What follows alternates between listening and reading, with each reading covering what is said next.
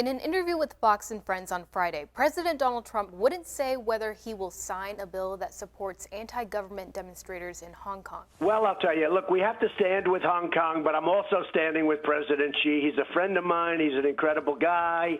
We have to stand, but I'd like to see them work it out, okay? We have to see them work it out. But I stand with Hong Kong. I stand with freedom. I stand with all of the things that we want to do, but we also are in the process of making the largest trade deal in history.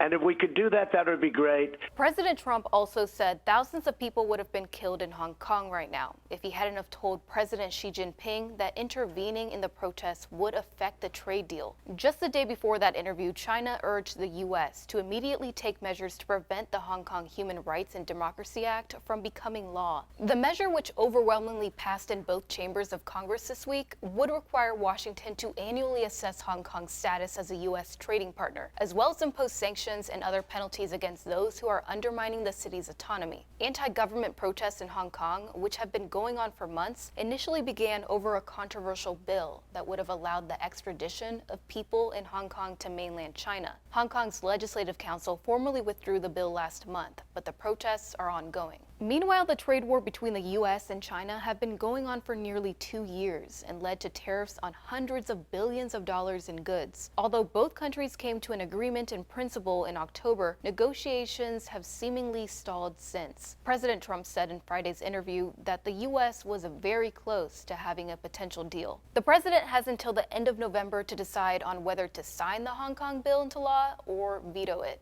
Given the bill's widespread support in Congress, if President Trump does veto it, there's a good chance lawmakers will be able to overrule that decision.